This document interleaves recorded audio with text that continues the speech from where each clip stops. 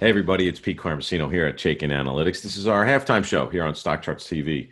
We do this each and every week, and we kind of go over markets to start, and we just look at different setups, what's kind of happening out there in the markets. And obviously, today we're just seeing a continuation of some sell-off activity that we've been seeing and kind of expecting in a way, over the last couple of weeks. But we do have a lot of moving parts as always. And people are liking to call things by risk on or risk off. And, even we had a title out there a few weeks ago, risk on. And so you have to understand what that means. There's, strategic ways to look at that and then tactical ways. And strategy is the bigger picture, longer term, and tactical is some short term moves that you might be able to take advantage of. But really trying to time these, you have to be right several times in a row, right to be out, right to be back in, and then right to be out again, and then right to be back in again, right? So bottoms do form over time, and what I think we're seeing now is, and what might be playing out. Again, I don't know for sure. I wish I did, but we like to look at both sides of opportunity here, right? Obviously, the risk-reward relationship we have to always kind of look at, but at the same time, we have to see, are things materializing that could potentially hold for longer? And we did just see about a 2-month rally from the very low. And I'm looking at the print levels, the low print, not the low close, but the lowest level that the S&P was at was about 36.36, and the high was about 43.25. And that took about almost exactly 2 months from June to August. And then obviously the subsequent kind of rollover happened again. And we had options expiration on Friday, a lot of volatility, and plenty of news to kind of be looking forward to and looking back on and kind of extrapolating and projecting, eventually where markets might head. And our view really hasn't changed. I mean, we've seen markets pivot a little bit from the lows, obviously move higher, but really not able to make new highs and really ran into a resistance level of the 200-day moving average. And so today we're just going to look at some names that look to be breaking down after this big rally.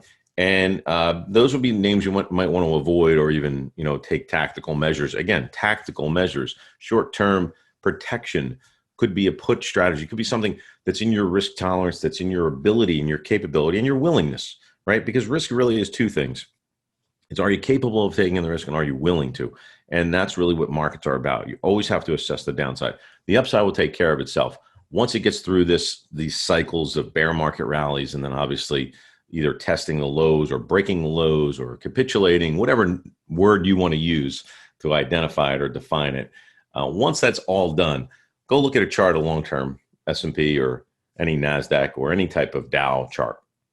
It's up and to the right. There's going to be stops and starts, but we want to basically try to take our time and kind of look at what's happening in the interim. So we're going to look at some levels. We're going to look at the market, and we're going to look at the overall macro picture, and then we're going to just dive in a little bit deeper and look at some names on the charts that might be breaking down here in the short term. Okay, we're back here just kind of at the notes where we start our videos and kind of go over what's happening. I mean, obviously 2 weeks ago we missed last week. We just had a repeat of last week. But 2 weeks ago, I had a headline stating that, really wasn't convinced of the follow through. And now, short-term market trends kind of tend to fool short-term investors, right? I mean, it's that tactical back and forth that almost, head fake, in using a sports analogy, whether it's, in football or basketball or whatever the case, or soccer, there's that head fake, right? There's momentum behind a player, and obviously the ability to make a move one way or the other can throw a defender or an investor in this case kind of off balance a little bit. And I think that's kind of what we're seeing. And so it's not something that's expected, right, all the time. Everyone wants that bottom to be put in and then the follow through to be perfect. It's just not that way. I wish it was. Again, predicting upside is super hard, but trading or over trading is really a perilous activity, and you want to try to avoid it as much as you can. No need to panic. I don't think what's happening here is either way, right? You don't want to panic on the way in. You don't want to panic on the way out. You don't want to be too bullish, too bearish. This is the time when markets are sideways and trends are either developing or they're not necessarily that clear, right? You just want to take your time. So this is a tough one. I think a lot of strategists were calling just a few weeks ago that the bottom was in, and now there are just as many calling for a pullback. And I think that's what makes a market, right? There's differences of opinion, and you're seeing reflexes, a bounce back, and then a pullback on the downside. And so, look, this week is Jerome Powell at the Jackson Hole meeting. He is addressing that symposium around 10 a.m. We also have Michigan consumer sentiment out at the same time. So it should be an interesting day. We'll be watching for sure. And as I said, there's really no clear message here, but the price action was pretty clear, right? We got up to that 200-day moving average around 4,300 and change. And that didn't really need any words. You can look at the picture and see that. But as I said, a few weeks ago, we just said, as of the recording, we're pulling back. Question is, are we setting up for a slingshot higher or a trap? Still really kind of undetermined. I mean, the day is kind of, this is halftime show, so it's the middle of the day and the markets are off. There's no doubt they're down. And that doesn't mean they're going to continue. So let's just look at what the calendar looks like. You might want to pause this and take a look if you are interested in what's happening. You can find this in a lot of places. But I was pointing out this Friday, 10 o'clock, Michigan's consumer sentiment. No doubt continuing, and initial jobless claims are going to be important. Pending home sales on Wednesday, and obviously tomorrow, new home sales is something that I think is going to be highly anticipated. So just pay attention to that. Sectors at a glance, here's your S&P over here, and you can see how they've all kind of rolled a little bit with the punches here. And really the one I want to point out is XLC, the communication was. I mean, this had a pretty violent move up and a push back down. 57 has been an area that I've been calling out as sort of a magnet, whether it's going to be a pivot point on the way up like it was here on August 8th, moved higher, and now here it is again pivoting below that. And so I think that's really important. I don't know why 57 is the number. It just is the one I'm seeing on the chart. XLK looks to be about that 145 level, and that's going to be that same type of action. And there's your staples. And of course, utilities, which are both moving higher and up and to the right, pretty steady.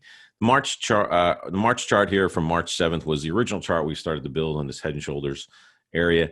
And that was around 4,300 and change, 4,283, but it was as high as 43.27.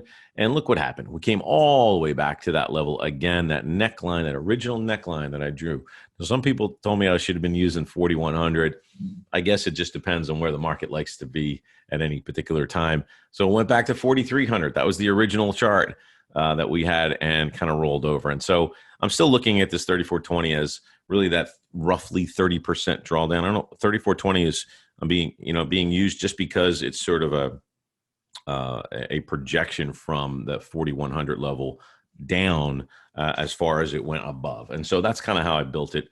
It's pretty simplistic in nature, but it seems to hold water at least this year. And so again, it may not be 100% accurate, but it's close. And again, 4,300 was that level. It happened to be the 200-day as well. Here's the weekly one. Remember, I like to put out the pre-pandemic high and kind of count the rallies 1, 2, 3 on a weekly basis, right? There's been fits and starts on a daily basis that might count to 5 or 6 rallies, but I'm seeing 3 on a weekly. And these are the numbers that I've kind of calculated here, from the low print. And so in the last couple of times we've done this, the averages have moved up from 11.6 to 12 to 13.3 or so. And this last one's close to 19 to 20%. Again, I'm counting from the low print to the high print. I might be off by a few percent or basis points here and there. But my point is, in general, it's taken about 2 months for this rally to materialize. And I don't know if it's maturing, but it looks like it has, and that we could be seeing another pullback. And there's just a nicer level. I like to look at the dark version of this chart because it kind of gives me a better perspective. And that's where that, on the SPY, the 428, again, we're rounding up to 430 on there because this is the SPY, the ETF. And it's the same kind of pattern. This area here was an area that looked like it was going to, be important. Once it had trouble moving up, it was a previous level of resistance, and it consolidated there and then rolled over. And here we are again, pivoting from this area again. So we just got to be careful when we look at these levels. The New York Fang Index is really about 10 or 11 stocks that make up, sort of the internet and global type media companies, social media companies. And that high was 39.21 here back in the pre-pandemic. We've had some moves here. I mean, the area of this level here that you can see where I drew something that's 26% drawdown, that was the last area of support. And when it broke there, it took 26% off the index. From the high, it was about 43% off off. And so here we are rallying back, but really not changing trend at all. So we're going to take a look at some other names here, and let's jump on to the other charts in just a second.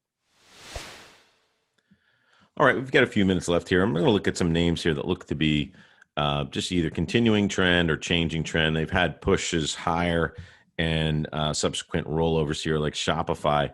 Has a name. Obviously, this was a pandemic darling, so to speak, and it has just rolled over. There's been no sign of real opportunity from a relative strength standpoint, the way that we view charts. Even with this money flow here coming in, that could have been short covering, and because it really did not get a positive relative strength change. So I just want to be aware of that, because that's really what is important when you're looking at individual names. Another name that comes to mind is Yum Brands, which is a little less dramatic on the downside, and obviously it's been back and forth, pivoting above and below the relative strength, positive and negative readings here. But now we've got a new negative reading here, and it's subtle.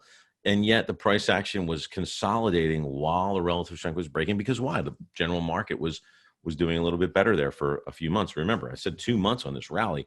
And look at the low all the way back up to the high here. Again, the recent highs. And what you're seeing is another continuation of this trend. And again, a new relative strength breakdown. Not my favorite thing to see, but just looking at some big names. And another name sort of still in the food restaurant, certainly beverage area, being Bud, Anheuser-Busch. It's almost the same kind of chart, just a different level, but a really more pronounced negative relative strength change. And so on the rollover here, it's just something to be aware of. You got a weak trend. The industry's strong, but something's not appropriate here with Bud. So we got to take it for what it is. It's overbought, even though it had great money flow. That negative relative strength is really leading this a little lower. Now, staying in sort of the food area, but more from the fertilizer side of things, Scott's Miracle-Gro, SMG, which is a great company, obviously, pretty incredible products from the chemical standpoint for growing crops and even individual gardens. Just an incredibly negative trend and just a continuation. And so I'm looking at these because they had recent moves and recent attempts and strong money flow on the upside, but they're failing to really follow through. And that's sort of a microcosm of what's happening in the bigger picture, right? In the bigger scheme of things from an index level, you're kind of seeing the same thing, just not as dramatic on some of these names. Let's look at some recent names that were moving higher. The electric vehicle battery type names, which, a name like Quantumscape is in that, that particular industry. Again, it had a strong trend, but now it's weakening, but the relative strength in general, a strong trend on our chart is basically saying it's above the long-term trend, but we're seeing negative relative strength, which is really a big no-no on our charts, because you don't want to be involved with a name that's just not outperforming the market. That doesn't mean it may not go higher. Again, if the market's up 10% and this is up 8%, it would also have a negative relative strength. But just you have to be very, very selective in these kind of markets. You don't want to get sucked into a trend. All right. And the last one is Square, SQ. And again, a very similar pattern here, just seeing that breakdown and continuation of trend. And one more, I'll look at this electric vehicle name here, Lucid. LCID is the symbol. Wait for that to pull up. And another trend change. Now, we actually just started rating this stock because it's about a year old. Remember, that's when we start rating names. And again, the negative relative strength is just really dominating this picture. Okay, folks, that's all we have for this week's halftime show. Thanks again. Follow me on Twitter at Carmasino. Tune in here every week on StockCharts TV. We'll see you next week. Take care.